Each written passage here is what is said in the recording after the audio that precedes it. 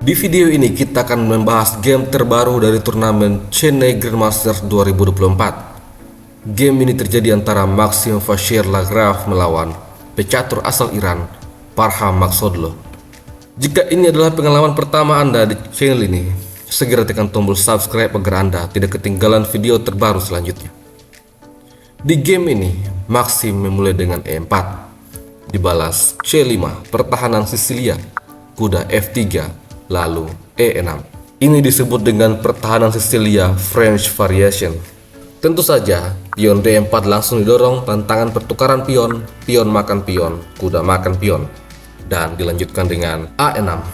Dengan demikian, permainan menuju Sisilia kan. Setelah itu, Maxim mengembangkan gajah ke petak E2, dibalas dengan kuda F6 menyerang pion, kuda C3 menjaga pion, lalu menteri C7.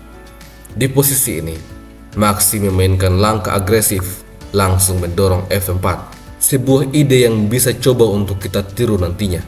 Di posisi ini, Parham langsung memainkan gajah mempining kuda.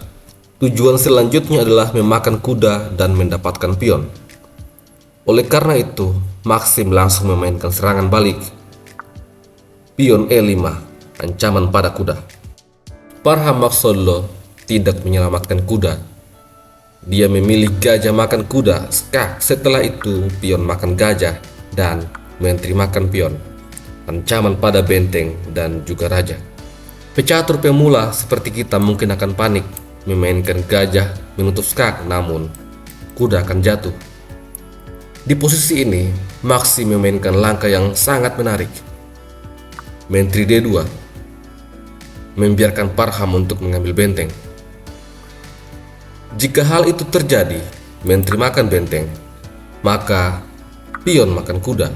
Setelah pion makan pion, putih langsung rokade. Apabila hitam memainkan langkah natural mengambil pion misalnya, ini akan dibalas dengan menteri C3, ancaman pada gajah. Setelah kuda ke petak C6, tantangan pertukaran kuda, maka kuda makan kuda, pion makan kuda, dibalas dengan gajah A3. Ancaman selanjutnya adalah mengurung menteri hitam. Oleh karena itu, hitam perlu untuk melarikan menterinya ke tempat yang paling aman, menteri D5. Namun ini akan dibalas dengan menteri makan pion. Benteng terancam dan putih juga mengancam skakmat. Oleh karena itu, pada game sesungguhnya, Parham Maghsoodloo tidak berani mengambil benteng. Dia memilih menukar menteri. Setelah itu, gajah makan menteri dan kuda E4 menyerang gajah. Maxim menyelamatkan gajah ke petak B4. Ini sekaligus membuat hitam tidak bisa untuk rokade.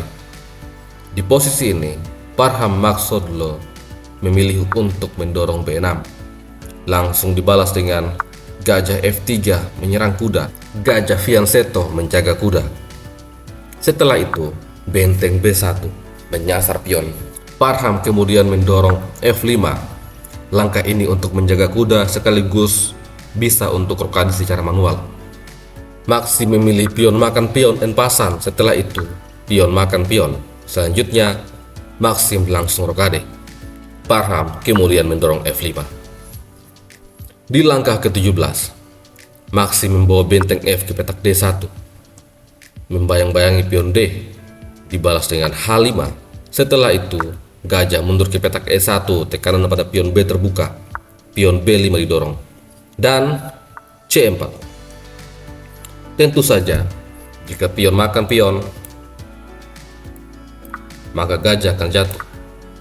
Oleh karena itu, kuda C6 dimainkan, dibalas dengan pion makan pion, kuda makan kuda, benteng makan kuda. Setelah itu, pion makan pion. Di posisi ini, Maxim kembali mendorong pion A4. Jika pion makan pion ataupun benteng makan pion, maka gajah akan jatuh. Sebagai contoh, jika benteng makan pion, benteng makan benteng, pion makan benteng, benteng makan gajah. Putih menang perwira. Oleh karena itu, di posisi ini, Parham memilih untuk mendorong H4 dan Maxim merespon dengan H3, mencegah dorongan pion lebih lanjut. Parham Maghsoodloo lanjut mendorong pion D5. Ini dibalas dengan benteng makan pion menyerang gajah. Gajah menyerang balik benteng dan benteng menyerang balik gajah. Pion E juga secara langsung ikut terancam. Oleh karena itu, raja dimainkan. Tetapi A5, Maxim mulai mendorong pion bebas. Di posisi ini, kuda mulai bermanuver ke petak D6. Setelah itu, gajah E2 dan dibalas dengan benteng A ke petak B8, tantangan pertukaran benteng, benteng makan benteng, benteng makan benteng. Maxim kemudian mengadu benteng. Dia sadar bahwa pion bebasnya begitu kuat. Parham menolak untuk mengadu benteng. Dia membawa benteng ke petak A8 ancaman pada pion. Dan benteng mundur ke petak B2 bersiap untuk menjaga pion. Di posisi ini, Parham Maksudlo memainkan kuda C4, tetapi benteng masuk ke petak A2. Rencana selanjutnya bagi Maxim adalah mengambil kuda lalu mengambil pion H. Di posisi ini, Parham Maksudlo mencoba untuk menjaga pion, mengantisipasi jika hal itu terjadi. Namun ternyata, rencana Maxim adalah mendorong pion bebas. Setelah raja ke petak C7, A7, selangkah lagi akan promosi, namun masih ada gajah dan juga benteng. Di posisi ini, Parham kembali memainkan manuver kuda mundur ke petak D6 dan gajah C3 menyerang benteng. Benteng kembali ke petak A8 untuk mencegah laju pion, dibalas dengan gajah E5 mempining kuda. Oleh karena itu, raja menyingkir ke petak D7. Setelah itu, benteng menyerang gajah. Kuda kembali ke petak C4 menyerang gajah. Namun di posisi ini, Maxim Vachier-Lagrave memainkan langkah yang sangat penting, gajah B8. Langkah ini secara tidak langsung telah mengubur benteng hitam. Benteng hitam telah masuk dalam kuburannya. Dia tidak akan bisa kemana-mana dan tidak akan bisa ikut dalam pertempuran. Parham mencoba untuk menyerang balik. Kuda E3 memberikan tekanan pada pion. Raja menyerang kuda dan pion menjaga kuda. Pion G siap diambil, namun Maxim tidak membiarkan hal itu terjadi begitu saja. Pion ini harus ditukar. Setelah pion makan pion, raja makan pion. Kemudian, kuda kembali ke petak D5. Maxim kemudian mempining kuda. Setelah itu, D3 bersiap promosi pion. Namun, gajah makan kuda, gajah makan gajah. Setelah itu, raja mulai mundur untuk mengamankan pion bebas. Parham belum menyerah. Dia masih mencoba dorongan pion ke petak D2.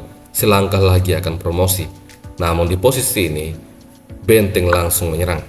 Raja kemudian menyingkir. Setelah itu, gajah juga dimakan.